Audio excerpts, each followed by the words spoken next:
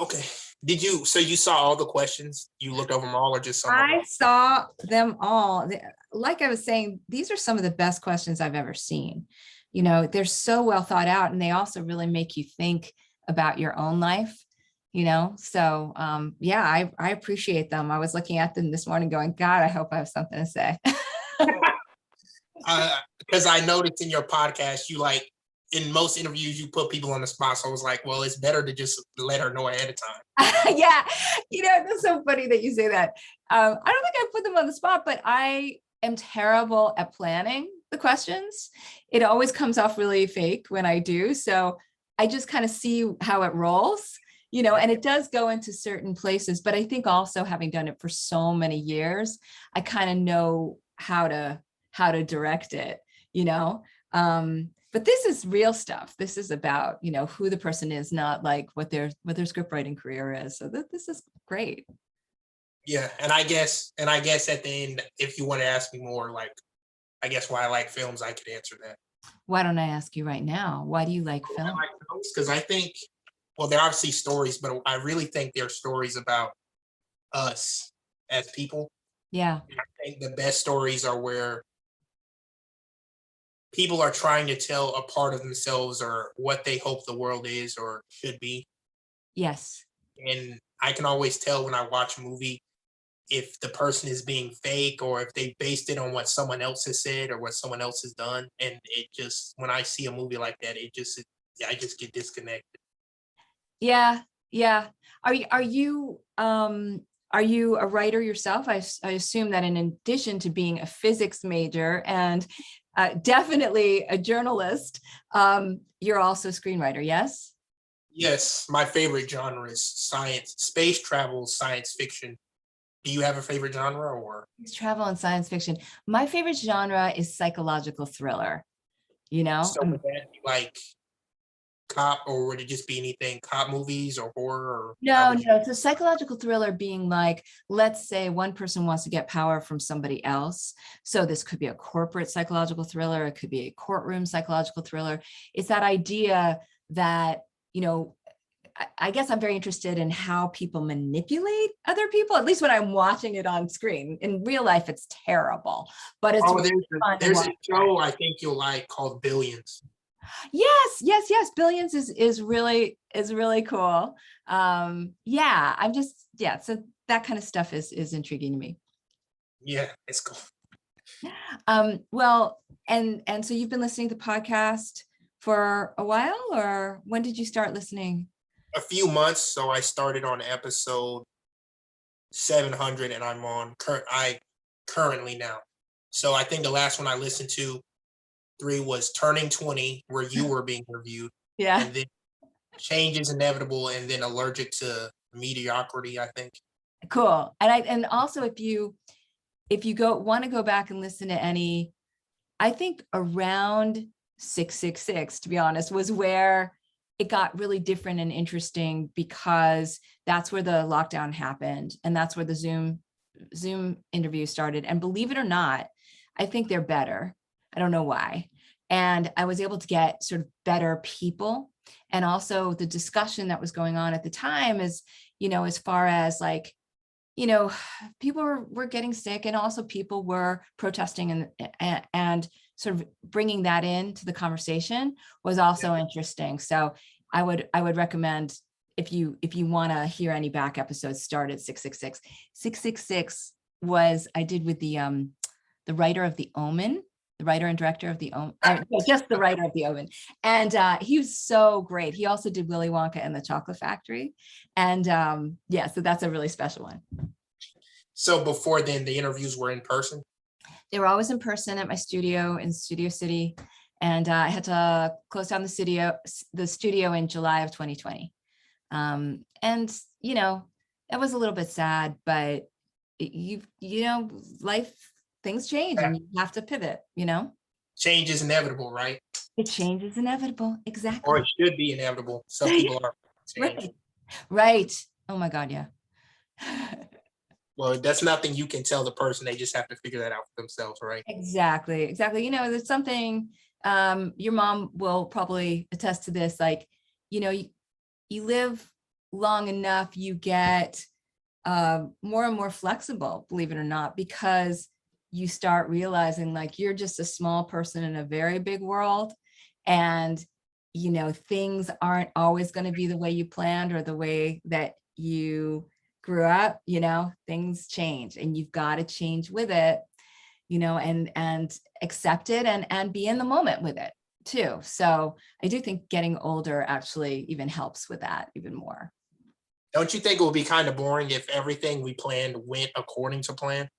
Yeah, it really would be, right? And then we'd have no stories. Like back to your idea about like, you know, real stories and real people. It's like, yeah, when the number one note that I give people when I'm reading their scripts is stop playing it so safe, because safe is dull and nobody wants to watch safe. So frankly, the fact that we live that way, you know, it's not as much fun. Sometimes the conflict and the obstacles, like what's going on right now in the world, is not as Right. much fun. Yeah. Yeah. As a movie. Yeah. Yeah. All right. So I can get to the questions right away. Absolutely. If you want to, yeah, go for it. All right. What does your ideal day look like? My ideal day, if I am not working, and I am always working, I love cooking. So sometimes, sleeping late, which I never get to do. Going into the kitchen and making something that somebody can just like dip into for the whole day. Like I'm not into like sitting, everybody's have to sit down for a meal, but if I can make like one great thing in a pot, like that's great. Going for a walk with my husband and maybe getting a little shopping in because I really like shopping. Just like little retail therapy, like something like that. It's pretty normal, but I don't get to do normal a lot. So that would be my ideal day. What time do you normally wake up?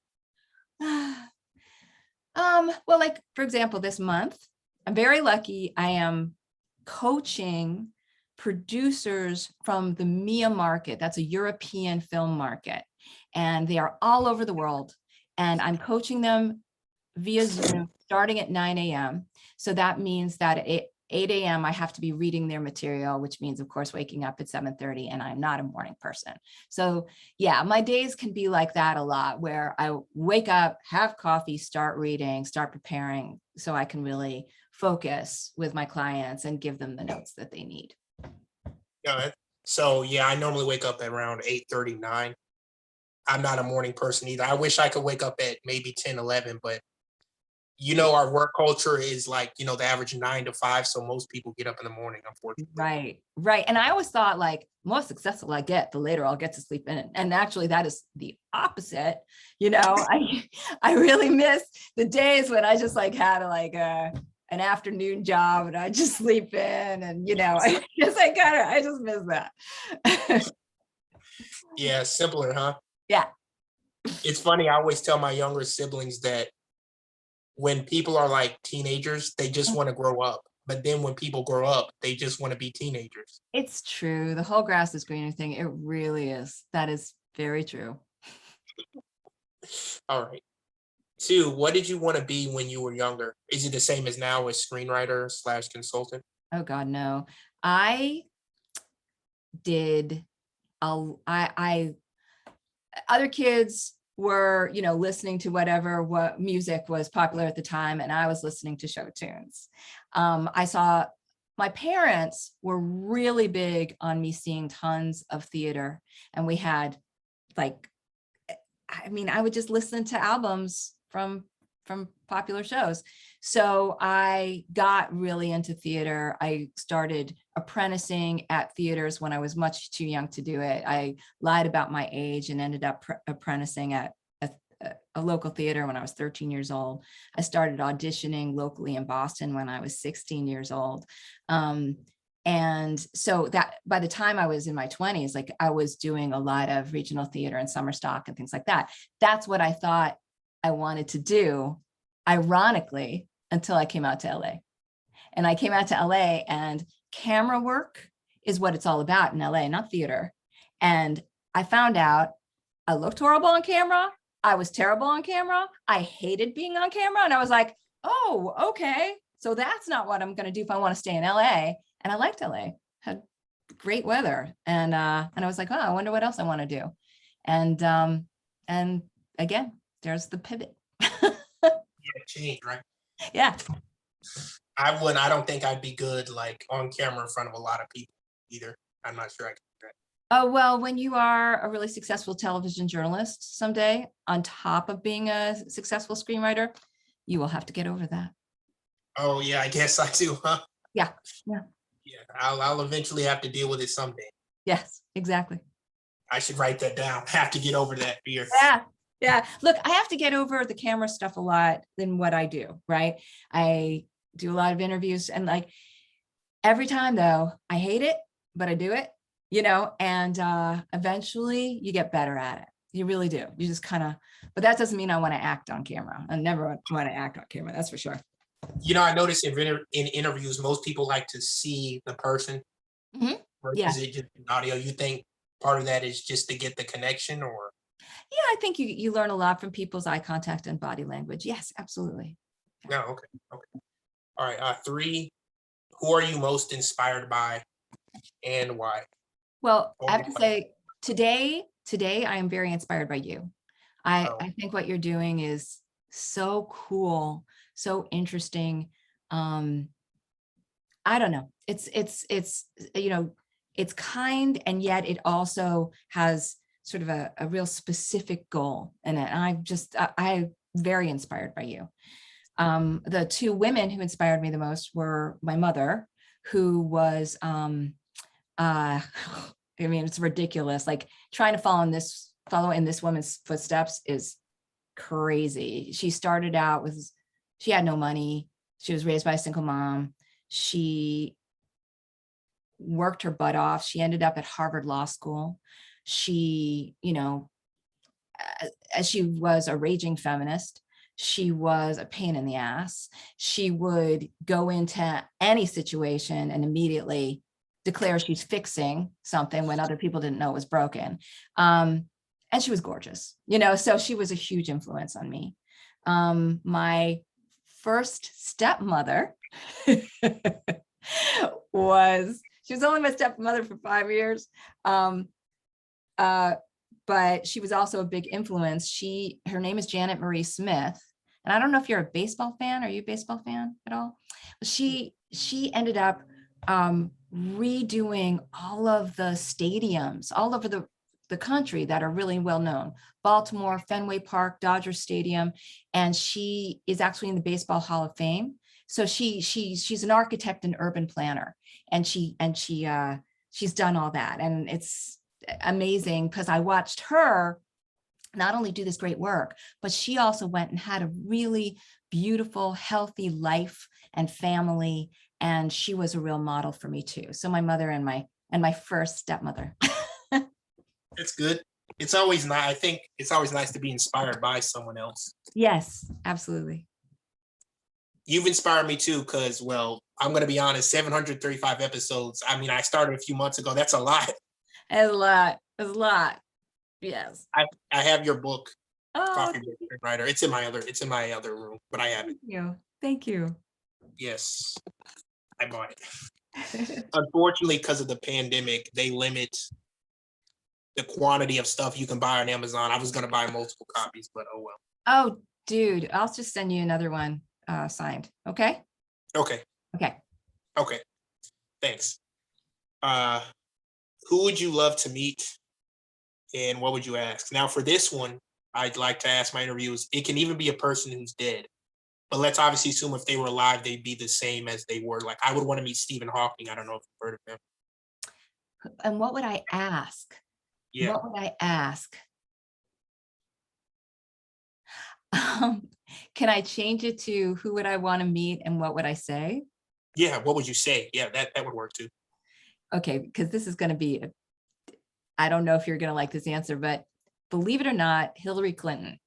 Okay, I know she's a really polarizing figure, but she represents a lot of what women of a certain generation, how hard they had to work, what they fought for, how they were constantly pushed back down for for risks that they took.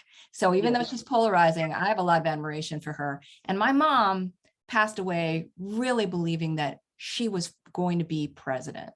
And that is the only positive thing about my mom passing away in 2016 was like, she died believing the world had changed because of Hillary Clinton. And that's what I would tell Hillary Clinton. Oh, that's great. I mean, I still believe a woman can be president. Oh yeah. Yeah. Kamala's next. Yeah. For sure. I gotta send you this funny. I don't know if you've heard of Stephen Colbert. Oh yeah. I love Stephen Colbert. He was talking about Trump once, right? So I know this is politics, but whatever. Trump was trying to repeal healthcare, Obamacare. And then Stephen was like, well, let's listen to the reason. And Trump said, we didn't get any votes. And Stephen said, not enough votes to get a majority. That didn't stop you from becoming president. I saved that video. I was dying. Beautiful. I was like, that's perfect right there. And guess what? It didn't stop him because he didn't have to accept the presidency. You know, if you win, you don't have to accept it. If you win, you don't have to accept it? Correct. Yeah. You can turn it down. Yeah, like anybody would do that, right? Yeah, he didn't. People are too power hungry. Yeah, I know, right? I think you kind of have to be to want to be president. Right. Absolutely. Yeah. All right. I just thought the video was funny. Don't worry, I'll send it to you. Okay. I think I can screen share, so maybe we'll watch it in a minute. Maybe you have enough time. I don't know. All right. 5. Name one habit you would like to stop, and then name one habit you would like to start, if you have any. Oh, I would like to stop being last minute late with everything. I don't know if you noticed, I was 3 minutes late for this thing. And I would like to start exercising. I know it sounds so lame, but particularly this week, I'm like, I gotta get, I'm here doing this so much. I gotta like get out and start doing stuff. So boring answers, but yes. I mean, 3 minutes late, that's not a big deal to me. I mean, if it was like 30 minutes late or something. Yeah, but I'm always very last minute with stuff. It's like, oh, gotta turn this on. You kind of answered 6 and 7. Okay. When is the last time you did something you were afraid of? Like a goal or something? Last time I did something I was afraid of. You know, I was asked a couple years ago to moderate the pitch festival for the American film market in front of 500 people, where I would be timing pitches, interviewing the panels, giving feedback on the pitches, moderating the panels and all this stuff. Like they just threw me up on stage and it was recorded on huge screens. Like I was just like, why did I do this? Oh my God. I hadn't had stage fright in a number of years, but I did there. And I walked up and at a certain point, I just kicked in with, stop it. Your lack of confidence is really showing. It's screwing things up. You got to fake it, and sometimes you fake it till you make it, you fake it till the fear is gone. And so that was the last time I was really scared. There are things I do every day that I'm a little scared of, but that was the last time I was really scared. So how did they receive it, you doing it? Halfway through, I think people like, I'll tell you what made me kick in halfway through was I felt that what was being projected by the panel was very male. And about halfway through, I was like, the women in this are not getting what they need, and I kicked in because of that. And then I had a lot of people say that they appreciated that afterwards. That's good. That's all I'll say about that. Yeah, I was watching a movie. I remember the quote from one of the Star Trek movies. It was, if you have something to say it now because tomorrow may be too late. Right. Makes sense. Should always listen to Star Trek. Always. That's good. We're on the right path. Yeah. All right. The next question. If life stopped today, is there anything you would regret not doing? It's a really interesting question when I saw that. When I was traveling so much, I always thought, oh, people always say that, you know, they, you know, on their, that they wish they'd spent more time with their kids. And I don't think so. I think me traveling so much is only helping things and stuff like that. Well, now now my kids are grown up, and guess what? I do wish I had spent a little more time. I mean, I know they know that I was there for them, but I wish I'd canceled a trip or two. You know? So yeah. They're so grown up. So are they out in another state, or are you visiting them? I have a almost 17-year-old and an almost 21-year-old. So one's a senior in high school, one's a senior in college. Okay. Yeah. It's cool. It's cool. All right. Oh yeah. What's the next one? What are some qualities you admire in other people? Oh, I admire, Work? sure. I admire parents with patience, you know, the parents that can just, you know, with their little kids and stuff, just spend time just crafting and, you know, and also like, you know, if the kid gets really upset, like not get frustrated, you know, like parents with patience, I really admire that. I've tried very hard over the years, but I can't always say that I always have as much patience as I would like. And then with work, I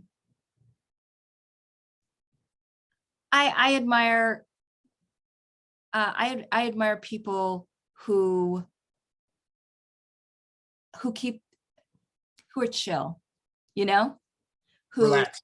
yeah, right. One of the things with the people that you'll hear on the podcast, everybody goes like, what's the common denominator? What's the thing that makes them all successful? And I'm like, listen to them. They're pretty chill. You know, they take it in stride, you know? And so I always have to remind myself, like, keep the drama on the page, just be chill, focus. Yeah, because if we panic, we may not think clear Right. about what we do. Exactly. Yeah. All right. Is there anything or any new skills, like practical skills, you wish you could learn? I mean, me, if I could learn it quickly, this would take way too long. If I could learn it quickly, I would want to learn how to do brain surgery. Oh, That really? yeah, that would take way too long, man. Holy cow. Yeah, I wish I could learn how to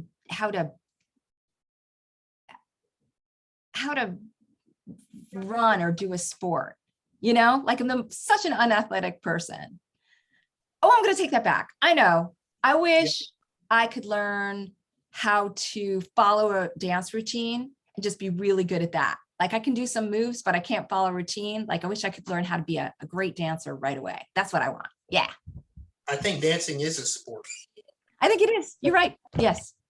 Yeah, that'd be cool. I'm not good at dancing or what is that sport? Volleyball. I don't like volleyball. Oh, I don't. I just don't like it. All righty. Imagine you're 80 or 90. Like, what memories would you like to have formed between now and then?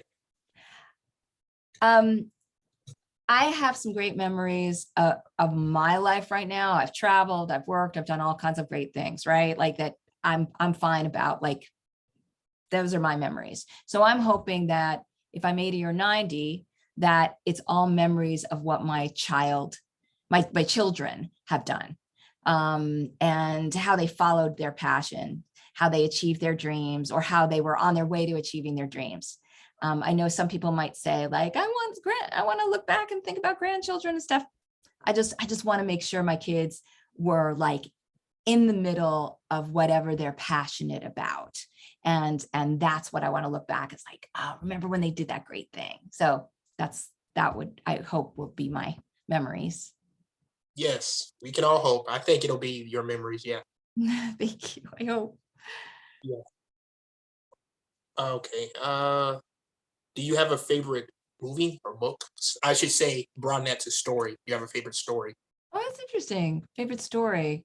Because, you know, stories are told in different forms and I do see them very differently. So So, people ask me my favorite movie all the time, and I used to say like, oh, I don't know, it's whatever I just saw. And that actually is true, but one always sticks. And that's Paper Moon. Paper Moon, it was, I think, in 1977 or 74. I should know, it's my favorite movie. But it was with Ryan O'Neal, Tatum O'Neal. It was directed by Peter Bogdanovich, black and white, purposely so. And it's about a kid and her father, who are con artists, and they go through Depression era, the Depression era Rust Belt, conning people, and then ultimately sort of get a good lesson at the end. It's a great movie. I love it for all different reasons, and every time I go back into it, I see it with new eyes. So that's my favorite movie. My favorite movie, most people haven't even heard of it. It's called Switch. It came out in 1991. Is that with Will Smith? No. No. No, you're thinking of Hitch. H-I-T. Oh, yeah. It's fine. What's Switch? What's Switch about? It's basically this rich guy who's sexist and he's a jerk, right? He gets murdered by his girlfriends that he were cheating on. Uh-huh.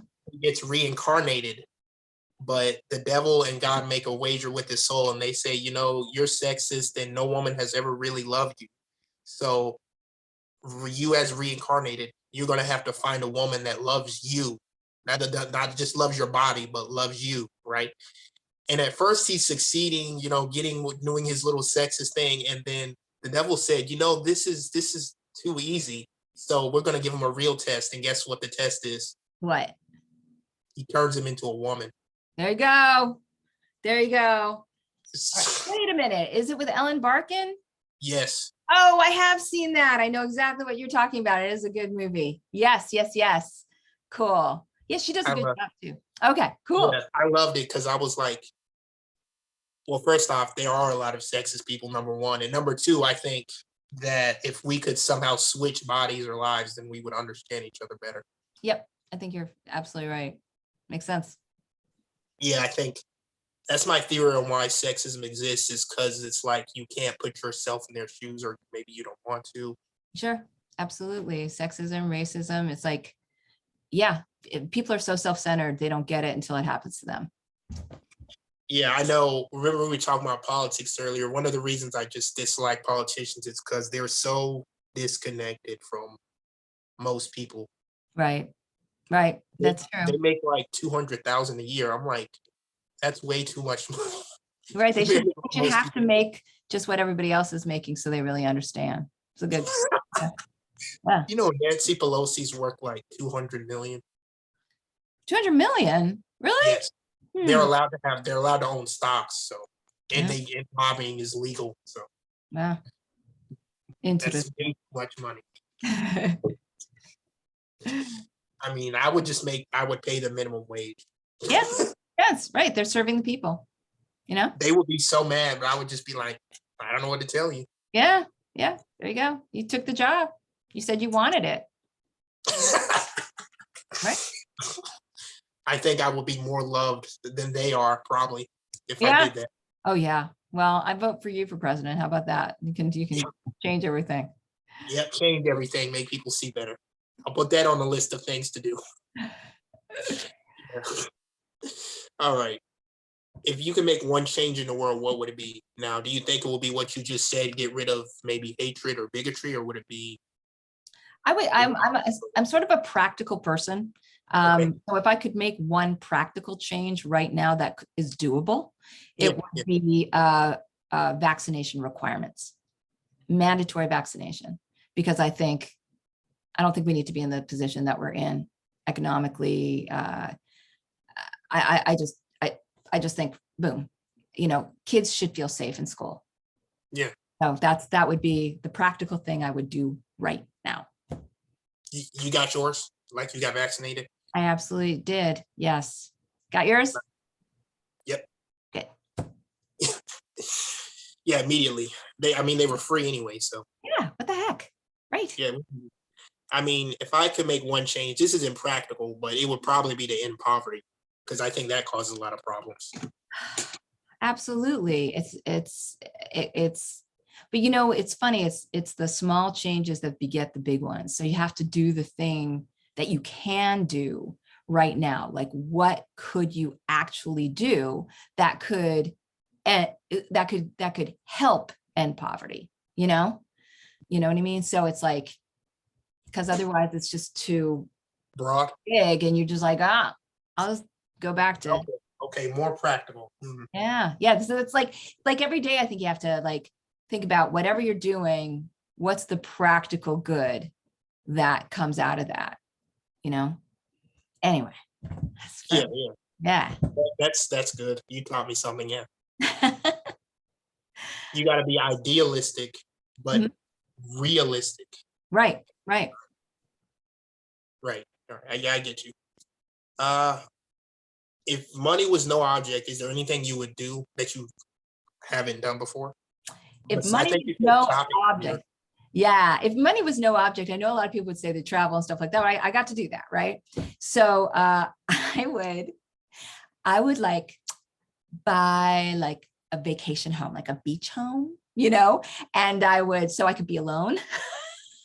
And so that my kids could come and like bring their friends, and then I could cook and we could just chill out and like just have a place that's removed from everything where we could just be. So if I had money, that's what I would do. Again, it's boring, but that's what I do.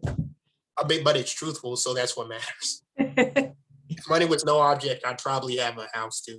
Yeah. There's something nice about just having some place that you feel comfortable in and other people feel comfortable in. Yeah, and I own a lot of books. They're in my other room, but I have about 40 or so physics books. I Physics don't throw them books. away. Yeah, you get them for class, and then you're allowed to resell them, but I just keep them.